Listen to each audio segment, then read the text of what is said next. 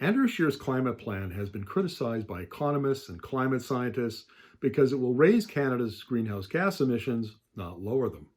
But there's actually another problem with the strategy that has been largely ignored by politicians and by the media. Here's Andrew Scheer at the media launch of A Real Plan. The fact is, we can actually create more jobs in Canada through technological growth, while at the same time lowering global emissions. This is perhaps the single greatest difference between the Liberal scheme and the Conservative plan.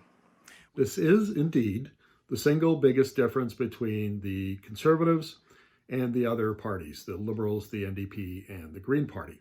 It's also a radical departure from the Canadian policy playbook. So let me explain. The federal government has three broad policy tools in its climate change toolbox. There's the carbon pricing, there's rules and regulations, and there's also subsidies for the development and adoption of new technologies. What Andrew Scheer is proposing is that the government do away with two of them, the rules and regulations and the carbon pricing, and focus almost exclusively on subsidies for new technologies. Conservatives fundamentally believe that you cannot tax your way to a cleaner environment. Instead, the answer lies in technology. And a real plan to protect our environment recognizes this. Isabel Turcotte, Director of Federal Policy at the Pembina Institute, is critical of the CPC policy pivot. There are no tools that we can afford not to use in this existential threat that we're facing. But we do have limited financial means. So most importantly, we need to get to our goals cost effectively. So I do agree we need to pull on all levers, but it needs to be done cost effectively, which does entail putting a price on pollution so that you are providing that consistent and strong signal to make sure that investments and innovation go towards what we need to get more of, which is low carbon innovation. Scheer isn't the first to plow this field. Conservatives in both the United States and Canada think this is the next big thing in public policy. One can almost hear the echoes of innovation, not regulation, which is the rallying cry of Energy Secretary Rick Perry and the Trump administration in Scheer's speech. We will introduce the Green Home Tax Credit, a 2-year plan that will encourage Canadians to improve their homes with emissions-reducing technologies. And we will introduce the Green Patent Credit for green innovators and entrepreneurs who create new emissions-reducing technologies. This will lower the tax rate from 15% to 5% on income earned from the patent of a new green technology. The Parliamentary Budget Officer, in his report last week, made a point of saying that technological advancement and adoption alone could lower our baseline emissions by 101 megatons by 2030. If that is true for Canada, imagine what Canadian technology can do for the world.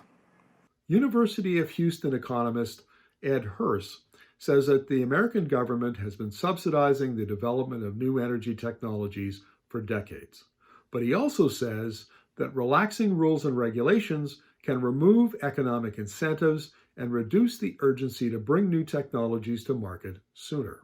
Another key departure from Canadian climate policy is the idea that Canada should get credit for helping other countries reduce their emissions by selling them new technologies and lower carbon fuels like LNG, liquefied natural gas. Our real plan to protect our environment not only acknowledges these scientific realities, it lays out specific ways to get results that will bring us closer to our emissions reductions targets. First, we will bring in a green expansion accelerator that will provide targeted capital cost allowances to industries like LNG that can be shown to reduce emissions in other countries.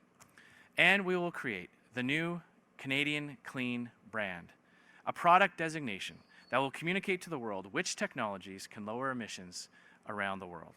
There is provision for earning credits in Article 6 of the Paris Agreement. Unfortunately for Canada, these credits are tough to get, according to Jason Dion, an economist with the Ecofiscal Commission. The key thing about the way these things work is they're voluntary. So both parties have to agree. Now, if this is simply a matter of China buying LNG at the going market rate, and Canada then wanted to claim credit for that GHG reduction, it would have to get a voluntary agreement with China. But China is not going to do that. No country would do that unless Canada was also offering something else. So the idea that you can get these kind of credits for exports is just a non-starter. Then there's the CPC's large emitter plan. Scheer falsely claims that the Liberal plan gives large emitters a pass. A carbon tax that won't apply at all to some of Canada's biggest emitters, thanks to a sweetheart exemption deal from Justin Trudeau that will allow them to pay no tax on up to 90% of their emissions. The Liberal large emitter carbon tax uses output-based allocations to protect Canadian industries that are competing with countries that don't have carbon pricing or climate policy. These are called energy-intensive, trade-exposed industries. They are given an 80 to 90% discount on the carbon price to begin with. Then as they lower emissions, that discount falls over time until it's zero or close to zero. Economists universally praise this approach. Here's Scheer explaining the CPC plan for large emitters. First, we will implement green investment standards that require polluters whose emissions exceed strict limits to invest in emissions reduction technology specific to their industry. We will set this limit at 40 kilotons per year. That's 10 kilotons stricter than the Liberals' output-based system.